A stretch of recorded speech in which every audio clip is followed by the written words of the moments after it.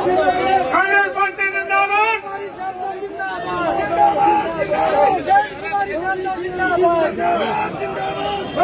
Congress party, Congress party, बहन कुमारी सैलजा, बहन कुमारी सैलजा, रणदीप सिंह सुरजेवाला, रणदीप सिंह सुरजेवाला बहन कुमारी सैलजा जिंदाबाद।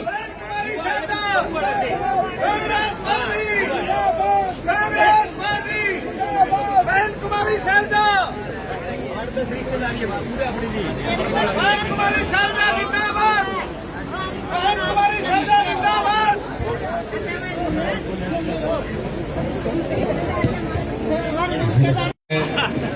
बड़ी बहन केंद्रीय मंत्री सिरसा से कांग्रेस पार्टी की प्रत्याशी आदरणीय कुमारी शैलजा जी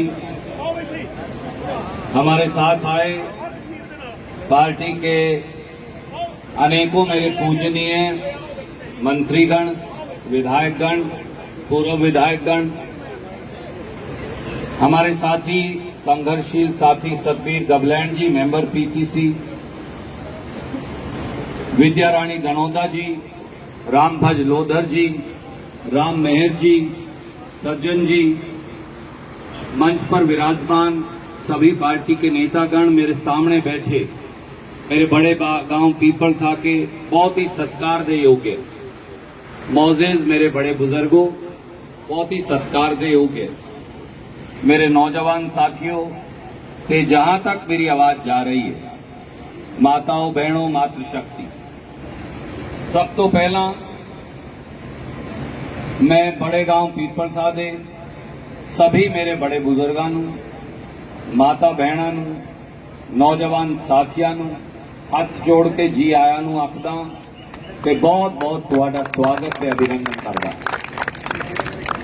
एक जयकारा मेरे नाल लगा दो जी, पर लगाना ऐसा कि भाई रोटी खाने से बाद जो लगाते हैं वो वाला जी, क्योंकि ये कह रहा सी, मैं देख रहा सी, ऐसे नहीं, जरा कमजोर नहीं।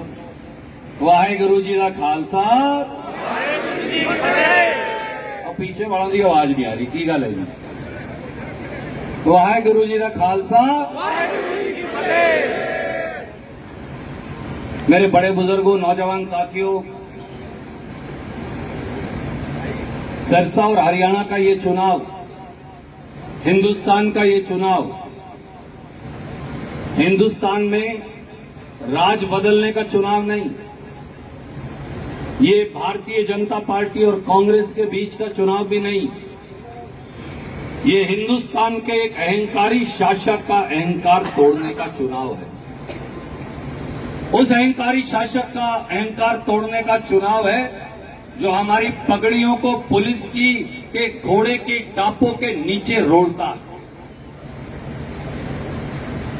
जब लाखों किसान दिल्ली के बॉर्डर पर, दाता सिंह वाला के बॉर्डर पर आज भी बैठे, दिल्ली के बॉर्डर पर पंजाब, हरियाणा, उत्तर प्रदेश, हिमाचल, राजस्थान, जब सारे किसान न्याय मांगने गए दिल्ली के राजा से, गरीब मजदूर रविदासिया उनके साथ गया, गरीब मजदूर वाल्मीकि उनके साथ गया, बैकवर्ड क्लास के हमारे भाई गए, जब लाखों की संख्या में वो 3 काले कानूनों के खिलाफ बैठे थे, तो याद करिए उसी नरेंद्र मोदी ने जो 10 साल से देश की सत्ता पर है, उसी भारतीय जनता पार्टी ने जो 10 साल से हरियाणा की सत्ता पर है, नरेंद्र मोदी, मनोहर लाल खट्टर, दुष्यंत चौटाला ने वहां बड़ी बड़ी दीवारें चिनवा दी, जैसे मुगलों ने साहबजादों को दीवारों में चिनवाया था, लाखों किसानों को दीवारों में चिनवाने की तैयारी कर ली। उसी भारतीय जनता पार्टी की सरकार ने वहां शहतीर गाड़ दिए, इतने बड़े बड़े भाले लगा दिए ताकि अगर वहां से कोई आगे जाए तो वो वहीं मर जाए। हमारे बेटे जो फौज के अंदर, पुलिस के अंदर हैं, उनकी बंदूकों की गोलियां और संगी ने हमारी छातियों की तरफ कर दी, जैसे जनरल डायर ने एक समय में अमृतसर की हमारी पवित्र धरती के अंदर की। आज उन लोगों को हिसाब देने का समय आया, क्योंकि ये लोग हिंदुस्तान के किसान और खेत मजदूर को क्या कहते हैं? आपने दाढ़ी रख रखी है तो आपको खालिस्तानी कहते हैं। मैंने मैंने मूछ दाढ़ी नहीं रख रखी तो मुझे देशद्रोही कहते हैं, किसी को गुंडा कहते हैं, किसी को बदमाश कहते हैं, किसी को नक्सलवादी कहते हैं, और कोई नहीं कहता। हरियाणा का मुख्यमंत्री ये बात कहता, देश का प्रधानमंत्री और गृह मंत्री ये बात कहते, देश की सरकार के नेता ये बात कहते। मैं आज आपसे पूछता हूं, मेरे और आपके, हम सबकी शक्ल की ओर देख लीजिए, हम में से कौन गुंडा, बदमाश, मवाली, नक्सलवादी, उग्रवादी, खालिस्तानी आपको नजर आता है? वो लोग जो आपकी जमीन, आपका काश्त करने का अधिकार, आपकी किसानी का अधिकार छीनना चाहते हैं 10 साल से, उनके खिलाफ एक निर्णायक संघर्ष लड़ने की ये लड़ाई है। इसलिए ये कांग्रेस बीजेपी की नहीं, ये इस देश को बचाने की लड़ाई है जो झंडा शैलजा जी लेकर निकली। और मेरे बुजुर्गों साथियों, अब एक नया षड्यंत्र इन्होंने रचा। ये कहते हैं संविधान को खत्म करेंगे। बाबा साहब अम्बेडकर ने, पंडित जवाहरलाल नेहरू ने, सरदार वल्लभ भाई पटेल ने जिस संविधान का निर्माण किया था, जिसमें गरीब रविदासिया को, वाल्मीकि को, बैकवर्ड को बराबरी का अधिकार दिया था, समानता का अधिकार दिया था, आरक्षण का अधिकार दिया था, ये उस सबको खत्म करना चाहते हैं। बहन जी, कई हमारे जैसे अपने को क्या दिक्कत है? मैं आज अपने उन साथियों को भी कहना चाहता हूं, ये आपका वोट का अधिकार छीनना चाहते हैं। हमारे सिख भाइयों को तो ये बात समझ में आई हुई, परंतु बाकी सारे साथियों को ये समझने की जरूरत है। ना पंचायत का मेंबर बनेगा, ना सरपंच बनेगा, ना पंचायत समिति का चुनाव होगा, ना जिला परिषद का चुनाव होगा, ना एमपी एमएलए का चुनाव होगा। क्यों राजनीतिक आदमी आपकी सेवा करेंगे? क्यों सरकार के लोग आपकी बात सुना करेंगे? इसलिए केवल गरीब का नहीं, ये हम सबका अधिकार छीनना चाहते हैं संविधान पर हमला करके। और कुमारी शैलजा जी, रणदीप सिंह सुरजेवाला, राहुल गांधी जी, इसी मल्लिकार्जुन खड़गे जी इसी बात की अलग जगाने लग रहे हैं। जब राहुल गांधी और खड़गे जी ये कहते हैं किसान की कर्ज माफी भी होगी और एमएसपी का कानून भी होगा, गरीब को अधिकार भी होगा, आरक्षण की सीमा बढ़ानी पड़ी तो बढ़ा देंगे, हम इसलिए नहीं कह रहे कि हम केवल चुनाव जीतना चाहते हैं, हम सत्ता और व्यवस्था दोनों में परिवर्तन चाहते हैं। मेरे बुजुर्गों साथियों, पीपल था के बड़े बुजुर्गों, आपने हमेशा रणदीप को आशीर्वाद दिया। जब से ये हल्का 62 वोट से रिजर्व किया था और रणदीप को देश निकाला दिया था, उसके बाद 3 बार एमएलए बन चुके, 2 बार कालवन से हमारा भाई बना, 1 बार हमारे गांव से एक भाई हमारा बना, 2 बार एमपी बन चुके। अपने गांव में वोट लेने के बाद कभी कोई आता हुआ वापस तो मुझे बता दीजिए। सच्चाई ये कि ये हल्का, ये इलाका जहां से हरियाणा की गिनती शुरू होती है, आज हमें हरियाणा की तेल पर लाकर खड़ा कर दिया। उसे अगर कोई बदल सकती है तो हमारी बहन कुमारी शैलजा बदल सकती है। कुमारी शैलजा जिंदाबाद, जिंदाबाद। इनके गांव प्रभुवाड़ा में और पीपलता और सुरजाखेड़ा और उझाड़ा और धनोरी के अंदर और दातावाड़ा में कोई अंतर नहीं। इसीलिए मैं हमेशा ये कहता हूं, शैलजा जी इस इलाके की बेटी भी है, उनका यह अधिकार भी है। चौधरी शमशेर सिंह सुरजेवाड़ा और आपके पिता चौधरी दलबीर सिंह जी ने भाई से बढ़ के हमेशा अपना रिश्ता निभाया। 25 साल से बड़ी बहन के साथ भाई बहन का ये रिश्ता हम दोनों ने भी निभाया है। इसलिए मैं हमेशा इनको कहता हूं, इस हल्के पर बहन जी आपका उतना ही अधिकार, उतना ही प्रेम है जितना रणदीप का, बराबर का हमारा अधिकार। और मैं मेरे बड़े बुजुर्गों को, हमारे नौजवान साथी, हमारे किसान कांग्रेस के अध्यक्ष बाबर साहब ये कह रहे थे कि हम 2000 वोट से अपने गांव से जिताएंगे। मैं हाथ जोड़ के एक अरदास करता हूं, मैं हाथ जोड़ के आपको एक ही अरदास करता हूं, वोट देने जाएं तो अपने गांव रसीदा के इस नौजवान की इस फोटो को देख लीजिएगा। ये वही भारतीय जनता पार्टी है जो बोरी में भर के हमारे इस बच्चे को ले गई। इसके साथ जो जानवर से कोई व्यवहार नहीं कर सकता वो व्यवहार किया। मेरे बुजुर्गों, मेरे साथियों, केवल बड़े गांव पीपलता की आपकी जिम्मेवारी नहीं, सुरजाखेड़ा से लेकर धनोरी तक, दातावाड़ा से लेकर धमतान और काड़वन तक और दड़ौदा तक आपकी जिम्मेवारी। नरवाना शहर और गांव के एक एक वोटर को आपको प्रोत्साहित करना है।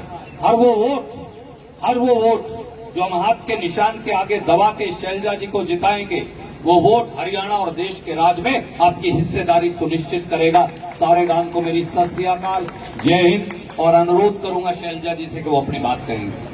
रणदीप सिंह सुरजेवाला जिंदाबाद, जिंदाबाद। शैलजा आगे बढ़ो, हम तुम्हारे साथ हैं। सिंह सैनी जी पूर्व मंत्री रामभर जी, पूर्व विधायक बहन राजरानी पूनम जी, चौधरी विजेंद्र सुरजेवाला जी, चौधरी जगरूप सुरजेवाला जी, मंजीत सुरजेवाला जी, बहन विद्या रानी तनौदा जी, बहन सुमन बेदी जी, सतबीर दबलैन जी, अमनदीप बेलखा जी, सज्जन सिंह जी, ईश्वर नैन जी, राजेश अम्बरसर जी,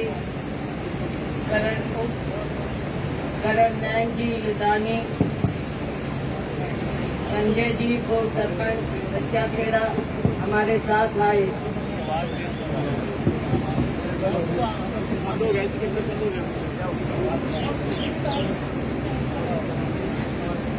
हमारे साथ आए सभी सम्मानित साथीगण, गांव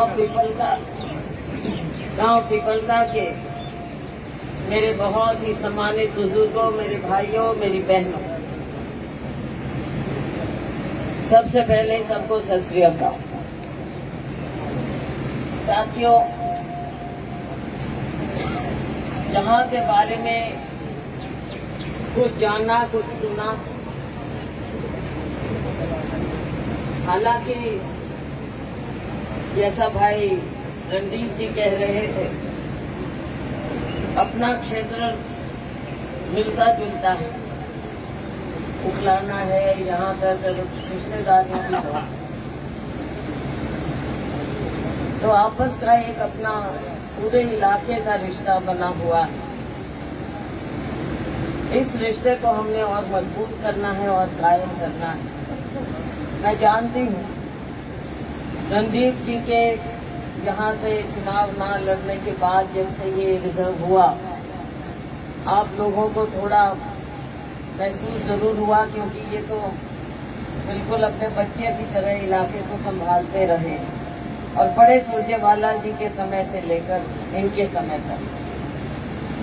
और बाद में आपको लगा होगा कि हम तो किसी के भी नहीं रहे, लेकिन साथियों, जो रिश्ता होता है वो कभी कमजोर नहीं पड़ता।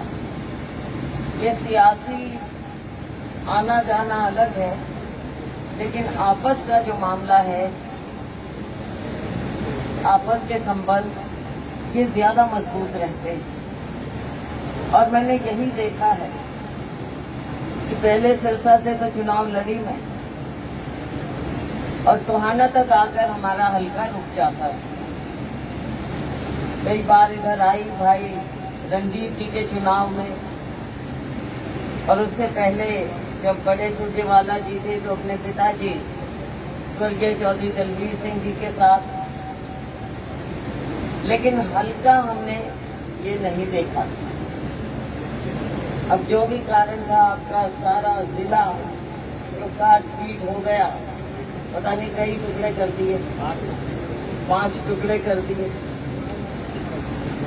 तो लेकिन साथियों, आपको आज मैं जहां वोट की अपील तो कर रही हूँ, वो अपनेपन में भी कर रही हूँ, सियासी रूप से भी कर रही हूँ, लेकिन आपको ये भी विश्वास दिलाने आई कि हम दोनों भाई बहन आपको आगे ये एहसास नहीं होने देंगे कि आपको पीछे कहीं आप बैठ रहे हैं।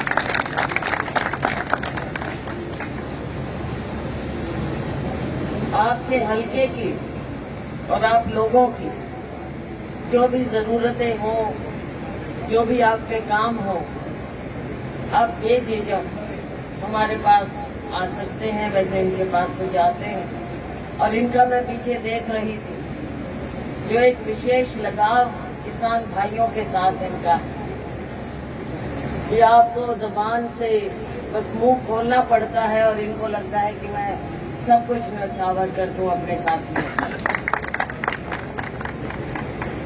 तो साथियों, ये चीज हम आगे हम जानते हैं 10 साल में बहुत पिछड़ा है इलाका भी पिछड़ा है और देश भी पिछड़ा है। हमारी किसानी भी पिछड़ी है और हमारा गरीब भी पिछड़ा है। हर एक को पीछे धकेल दिया। क्या कारण हुआ कि 1 साल तक हमारा किसान भाई बॉर्डर्स पर बैठा रहा। भारतीय जनता पार्टी का हम पहले कहते थे पहले हम कहते थे कि बीजेपी का आप लोगों से, किसानों से, मजदूर से, गरीब से, ग्रामीण क्षेत्र से दूर का भी वास्ता नहीं हो सकता।